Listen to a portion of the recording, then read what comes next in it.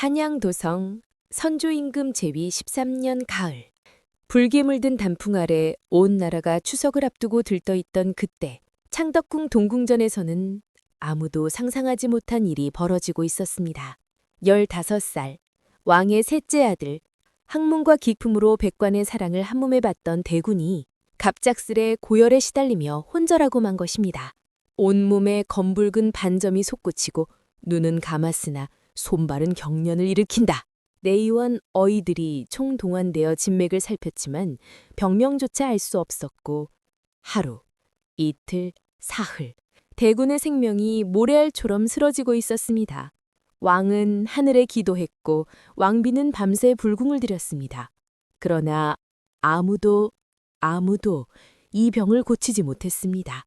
바로 그때 한양 남대문 어귀 허름한 약방구석에서 약을 짓던 천민의 젊은 여인 하나가 놀라운 말을 내뱉습니다. 독여입니다. 그 병 제가 고칠 수 있습니다. 과연 이 여인, 이름도 내세울 수 없는 춘애다는 양녀는 어찌 왕실 어이들조차 고기를 젓던 병을 알고 있었던 걸까요? 그리고 그녀가 이 병을 고치기 위해 내딛는 한 걸음은 조선의 운명을 뒤흔드는 파장을 몰고 오게 됩니다. 그 누구도 주목하지 않았던 한 여인, 그녀의 손끝에서 시작된 기적 같은 이야기, 지금부터 시작합니다. 그날 아침 춘애는 여느 때처럼 약방문을 열고 하루 일을 시작하고 있었습니다. 약방 안에는 말린 약재들의 은은한 향이 가득했고 벽면에는 수십 가지의 약초 단지들이 가지런히 놓여 있었습니다. 춘애는 절구에 약재를 넣고 정성스레 빻으며 오늘 찾아올 환자들을 떠올렸습니다. 바로 그때 약방 문이 급하게 열리며 한 중년 남자가 홀떡이며 들어왔습니다. 남자는 궁궐 내 4권의 복색을 하고 있었고 얼굴에는 근심이 가득했습니다. 민영감 계시오. 아니, 이게 누구신가? 김상선이 아니신가? 무슨 일로 이리 급히? 영감, 지금 그럴 때가 아니오. 대군마마께서 위독하시다오. 춘애는 뒤편에서 약재를 맡던 손을 멈췄습니다. 귀를 쫑글 세우고 두 난자의 대화를 들었습니다. 대군마마라니 무슨 말씀이오? 이미 사흘째이오. 내 의원의 어이들이 모두 살폈지만 아무도 병의 원인을 찾지 못하고 있어. 고열이 식지 않고 온몸에 검붉은 반점이 돋아나는데 어이들은 그저 고개만 갸우뚱할 뿐이오. 민영감은 한숨을 깊게 내쉬었습니다. 나 같은 천한 약방 주인이 무엇을 도와드릴 수 있겠소? 내 의원의 어이들도 못 고치는 병을. 아니오, 영감께서는 지난날 역병이 돌았을 때 수많은 백성들을 살려내지 않으셨소? 혹시라도 대군마마의 병에 대해 아시는 바가 있으시다면. 춘애는 가만히 있을 수 없었습니다. 김상선이 말한 증상들, 고열과 검붉은 반점, 그리고 의식을 잃는 것까지. 그것은 분명 저기... 춘애가 조심스럽게 입을 열었습니다. 두 남자는 놀라 뒤를 돌아봤습니다. 춘애야, 어른들 말씀에 끼어들면 어떡하느냐? 죄송합니다, 영감님. 하오나 제가 듣기로는 그 증상이... 네가 무엇을 안다고? 김상선의 목소리에는 다급함이 묻어났습니다. 춘애는 작은 목소리로 하지만 또렷하게 말했습니다. 산독열입니다. 깊은 산 속에 독충에 물려 생기는 병으로 제때 치료하지 않으면 나흘째 되는 날 목숨을 잃게 됩니다. 두 남자는 춘애를 빤히 바라봤습니다. 민영감은 놀란 표정으로 입을 열었습니다.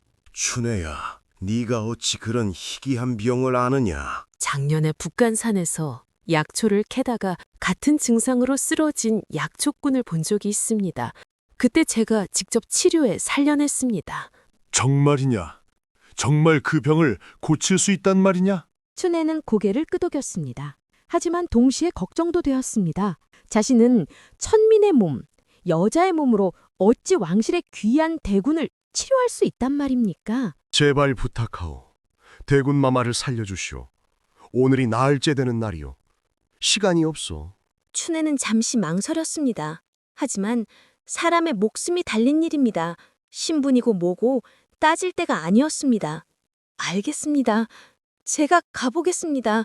바로 그 순간부터 춘애의 운명은 완전히 달라지기 시작했습니다. 한양성 안의 천한 양녀가 왕실의 대군을 살리기 위해 궁궐로 향하게 된 것입니다. 그리고 그곳에서 그녀를 기다리고 있는 것은 상상조차 할 수 없었던 시련과 기적의 연속이었습니다. 춘애는 서둘러 약재를 챙겼습니다. 산동열을 치료하기 위해서는 특별한 약재가 필요했습니다. 황련, 금은화, 그리고 가장 중요한 것은 깊은 산속에서만 자라는 자초였습니다. 다행히 춘애는 며칠 전 북한산에서 캐온 자초를 가지고 있었습니다. 춘애야, 정말 괜찮겠느냐?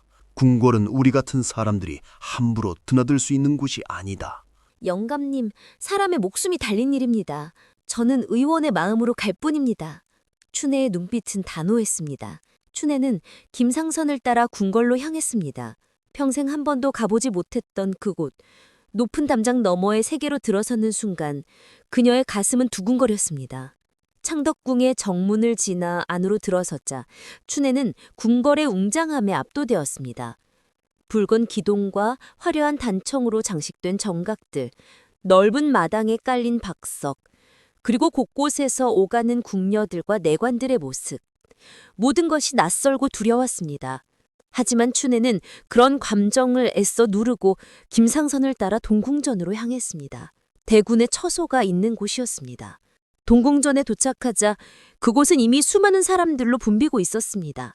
내의원의 어이들, 상궁들, 그리고 근심 가득한 표정의 왕비마마까지 계셨습니다. 왕비마마, 소인이 한양에서 산동열을 아는 이를 모셔왔사옵니다. 왕비마마는 춘애를 내려다보았습니다. 그 눈빛에는 간절함과 동시에 의심이 섞여 있었습니다. 네가 산동열을 고칠 수 있다는 양녀냐? 춘애는 바닥에 엎드려 절을 올렸습니다. 예, 마마. 소녀가 비록 천한 신분이오나 산동열만큼은 치료할 수 있사옵니다. 마마, 이 여자의 말을 어찌 믿으신단 말씀이십니까? 천한 양녀가 무엇을 한다고? 그렇습니다, 마마. 저희 내의원의 어이들도 밤낮으로 진맥을 살피고 있사옵니다. 어찌 계집아이의 손에 대군마마를 맡기신단 말씀이십니까? 어위들의 반발이 거셌습니다. 하지만 왕비마마는 조용히 손을 들어 그들을 제지했습니다. 지금 내 아들이 죽어가고 있느니라. 누가 살릴 수 있다면 그 사람이 누구든 상관없다. 양녀야, 내게 기회를 주마. 하지만 만약 대군의 병을 낫게 하지 못한다면 왕비마마의 목소리가 차갑게 식었습니다. 너의 목숨으로 그 죄를 갚아야 할 것이니라. 춘애는 온 몸이 얼어붙는 것을 느꼈습니다. 하지만 이미 물러설 수 없었습니다. 명심하게 싸웁니다, 마마. 춘애는 대군의 침소로 들어갔습니다. 침상에는 15살의 어린 대군이 누워 있었습니다. 얼굴은 새하얗고 이마에는 땀이 송글송글 맺혀 있었습니다. 가까이 다가가 손목을 잡아 맥을 짚어보니 맥박이 매우 빠르고 불규칙했습니다. 그리고 대군의 팔과 다리를 살펴보니 과연 검붉은 반점들이 여기저기 돋아나 있었습니다. 춘애는 확신했습니다. 이것은 분명 산동열이었습니다. 대군마마, 소녀가 반드시 낫게 해드리겠습니다. 춘애는 가져온 약재를 꺼내 탕약을 다리기 시작했습니다. 하지만 춘애가 미처 예상하지 못한 일이 벌어지기 시작했습니다. 그녀를 시기하고 방해하려는 세력이 움직이기 시작한 것입니다. 춘애가 탕약을 다리는 동안 내의원의 수위인 어허어이가 침소 밖에서 다른 어이들을 모아놓고 수근거렸습니다. 이게 말이 되는가? 우리 내의원의 체면이 말이 아니지 않은가?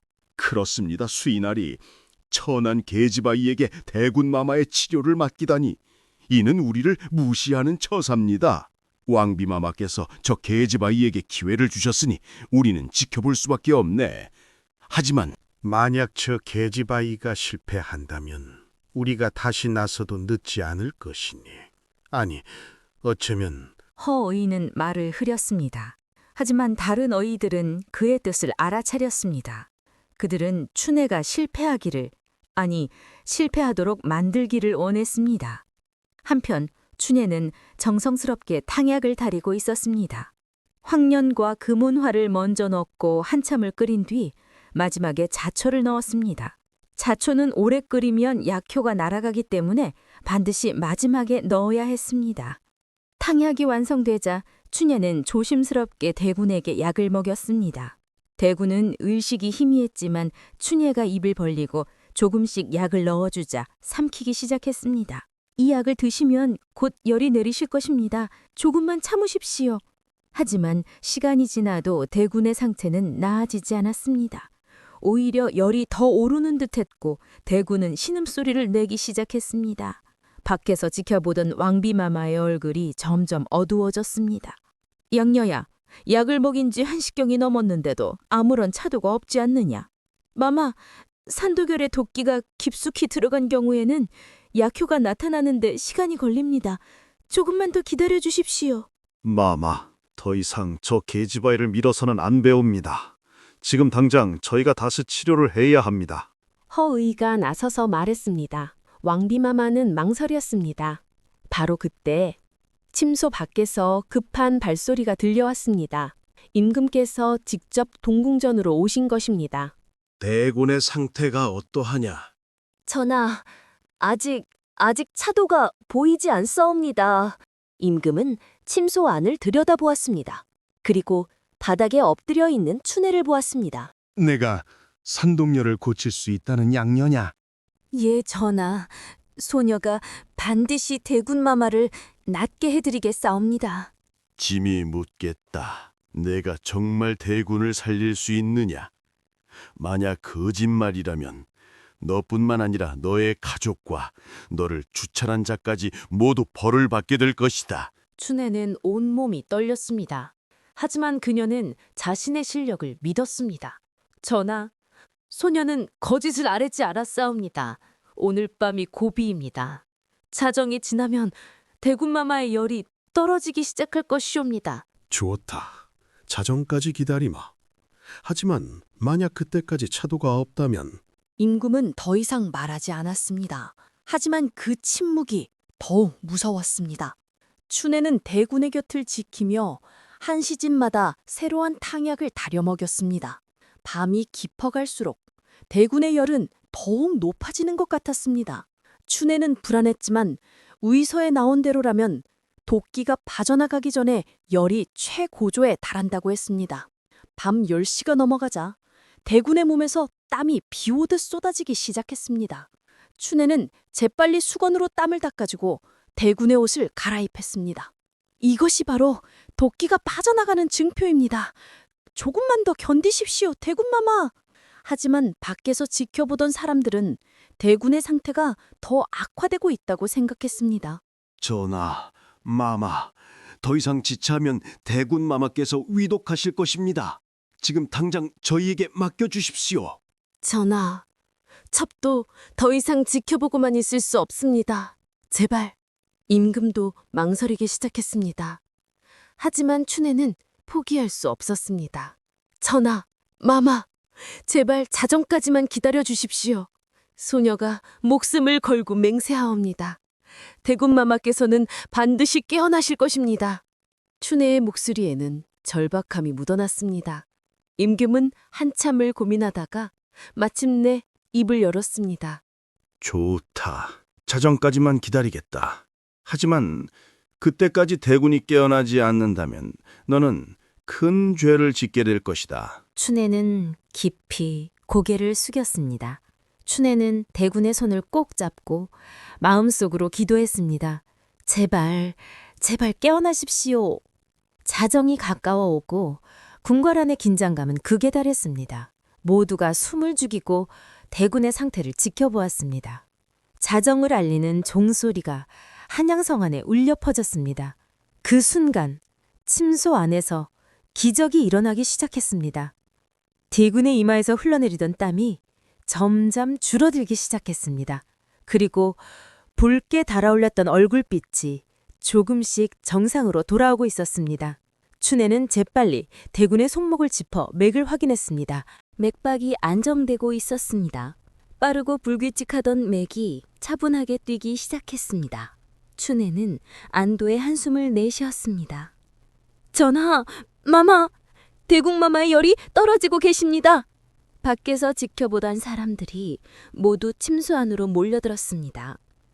왕비마마는 황급히 대군의 이마에 손을 대어 보았습니다. 정말이구나. 정말 열이 내리고 있구나. 왕비마마의 눈에서 눈물이 흘러날았습니다. 임금 또한 대군의 손을 잡고 깊은 안도의 숨을 내쉬었습니다. 천만 다행이로구나. 천만 다행이야. 그리고 한식경쯤 지났을 때 대군이 천천히 눈을 떴습니다. 어마마마, 아바마마. 정신이 드느냐? 예, 어마마마. 소자가 무슨 일이 있었던 것이옵니까? 네가 사흘 동안 깊은 병에 들어 의식을 잃고 있었느니라. 다행히 이 양녀가 너를 살려냈다. 대군은 고개를 돌려 춘애를 바라봤습니다. 춘애는 바닥에 엎드려 있었습니다. 고맙습니다. 제 목숨을 살려주셔서 진심으로 감사드립니다. 춘애는 감격스러워 눈물을 흘렸습니다. 그녀가 천한 신분이지만 왕실의 귀한 대군을 살려낸 것입니다. 하지만 이때 허의가 나서며 말했습니다. 전하, 아직 기뻐하기는 이릅니다.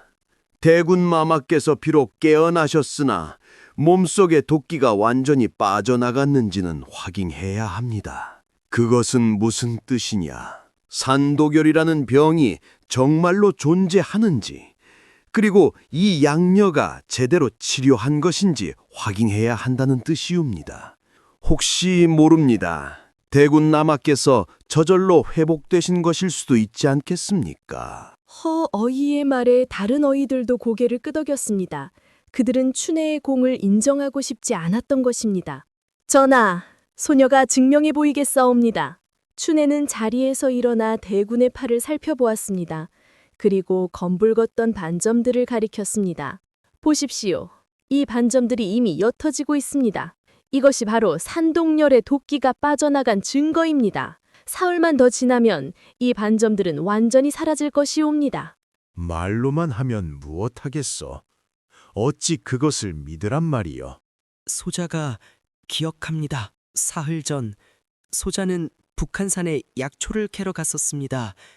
그곳에서 작은 벌레에 물렸고 그날 밤부터 열이 오르기 시작했습니다. 대군이 북한산에 가셨단 말입니까?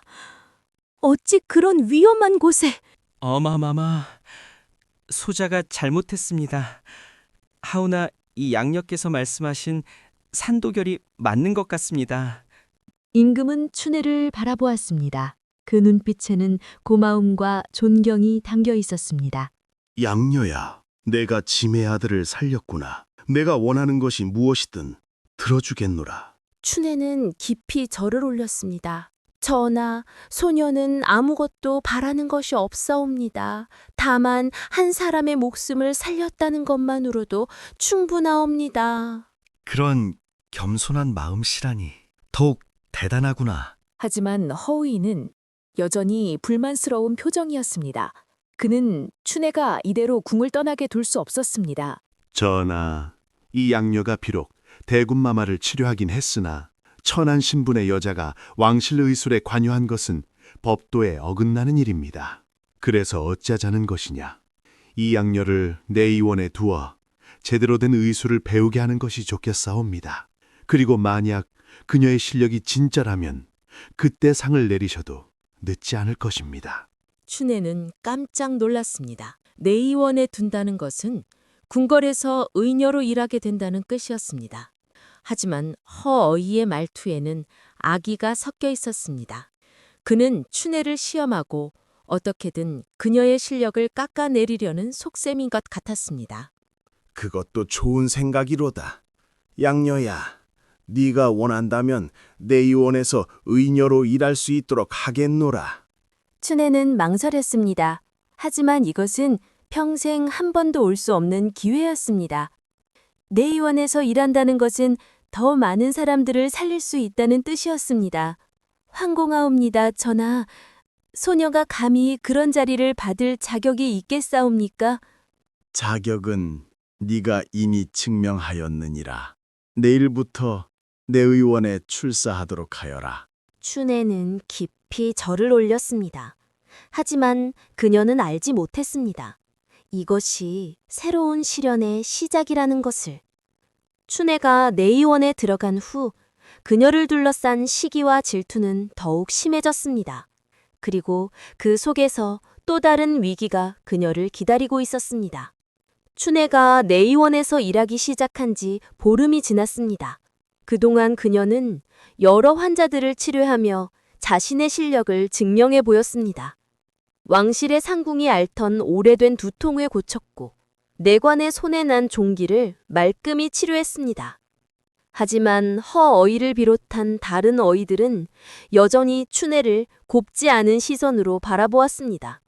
특히 허어이는 기회만 있으면 춘애에게 어려운 질문을 던지고 그녀를 곤경에 빠뜨리려 했습니다.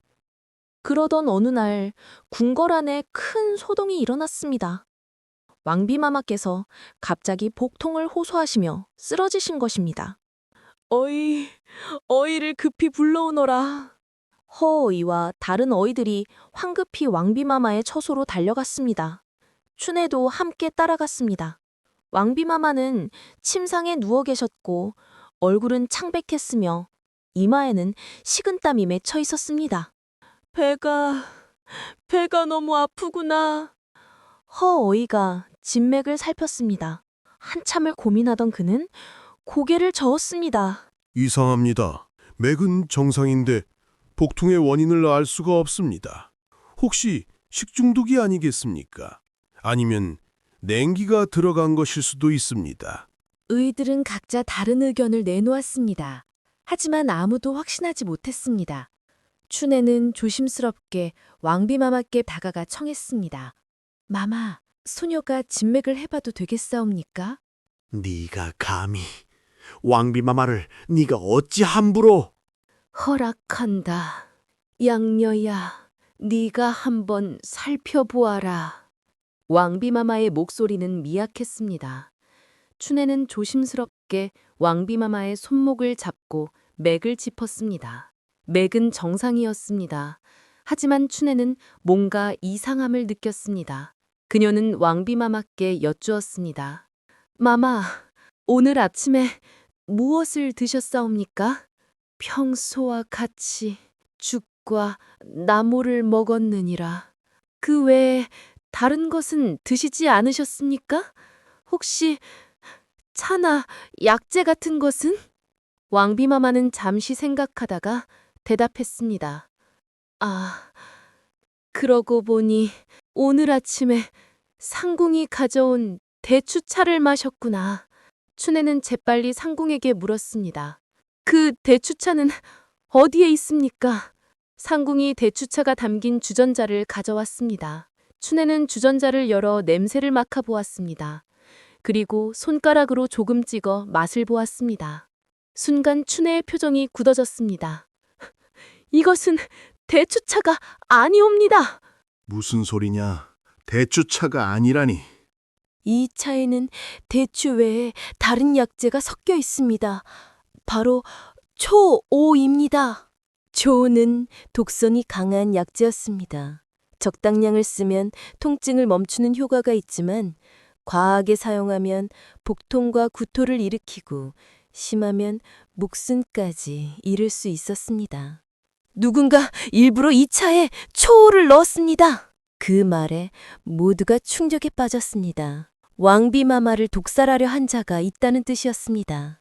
무슨 일이야?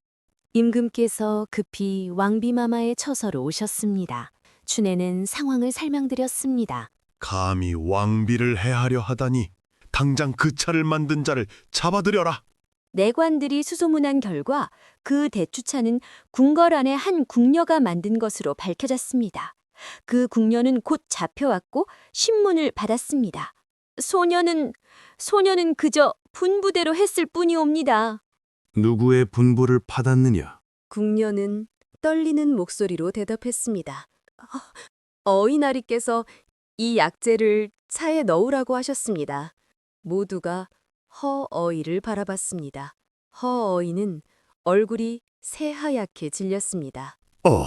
아닙니다. 소인은 그저 왕비마마의 냉기를 제거하기 위해 약재를 처방했을 뿐입니다. 초를 넣으라고 한 것이 아니라 초과를 넣으라고 했습니다. 초과는 냉기를 제거하는 약재로 초오와는 전혀 다른 것이었습니다. 전하, 혹시 그 처방전이 남아 있습니까? 궁녀가 처방전을 가져왔습니다. 춘애가 그것을 살펴보니 과연 글씨가 흐릿하게 쓰여 있었습니다. 초과라고 쓴 것인지 초오라고 쓴 것인지 분간하기 어려웠습니다. 보십시오. 소인은 분명 초과라고 썼습니다. 이 궁녀가 글을 잘못 읽은 것입니다. 아니옵니다. 나리께서 분명 초라고 하셨습니다. 두 사람은 서로를 비난했습니다. 임금은 난처한 표정을 지었습니다.